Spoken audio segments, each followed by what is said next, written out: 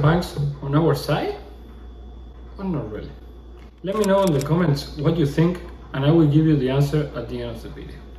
That's one question that I start asking myself since I started reading about the central banks. Especially, I want to focus on the Federal Reserve, which is the central banks of the United States. The Fed was created in 1913 with the purpose to provide liquidity into the system, so basically to put money into the economy and bail out the banks, basically help the banks to don't go bankruptcy. But in 1977 the Fed got a dual mandate.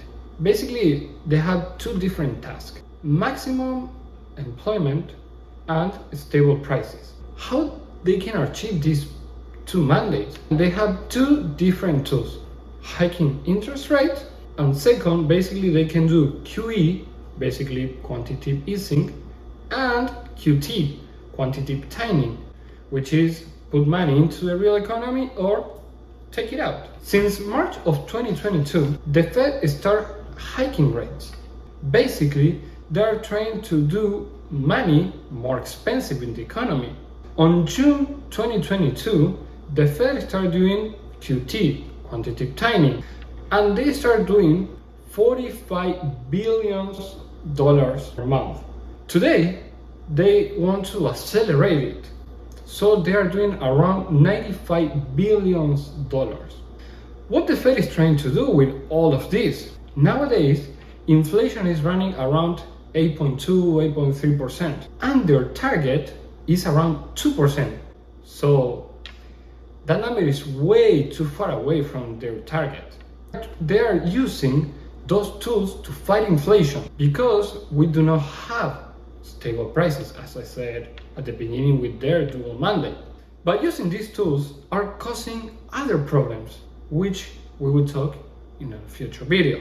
But in times where the economy is struggling, like now, even if the government is saying that the economy is super strong, that the labor market is so strong, the unemployment rate is low. When you look at inflation, when we look at where we are economically, and we are in a strong, we are stronger economically than we have been in history.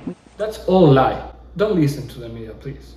Because we are in a really weak economy and the Fed is using those tools to combat inflation, it's gonna bring some problems.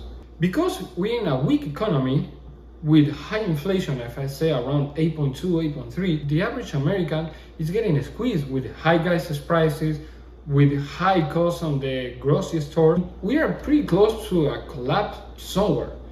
If you want to learn why we have inflation in 2022, watch my last video. Something is going on. The yield curves, the euro-dollar future is showing something. So what the big banks in the EU, in the US is gonna choose? We have two options. We have option one: the Federal Reserve will save the big banks, the pension funds, or others. Or option two: they're gonna keep hiking rates, keep doing QT to combat inflation and save the average American.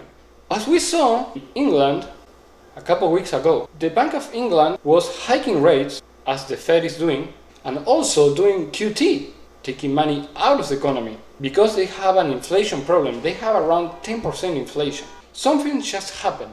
Apparently, a pension fund was about to go bankruptcy. So, who the Bank of England save?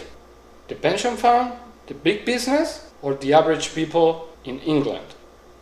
The answer is, they choose to save the pension fund.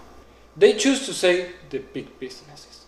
They didn't choose to save the average citizen who works 8 hours a day to put food on the table. They don't care about the citizens. They don't care about you. So, all this that the central banks are fighting inflation is just all a theater. It's all fake. The Federal Reserve, the central bank, the Bank of England, the Bank of Japan, they are just here to save the big business. They are not your friends. They don't care about you.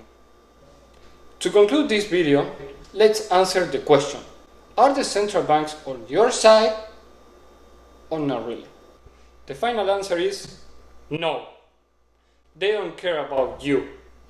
They are just here to save the big banks and the big businesses. Thanks for watching. If you want to keep watching content like that, please subscribe to my YouTube channel, smash that subscribe button, like this video if you like it, so you can keep expanding your knowledge. Go beyond what you see on the media, and don't listen to the media.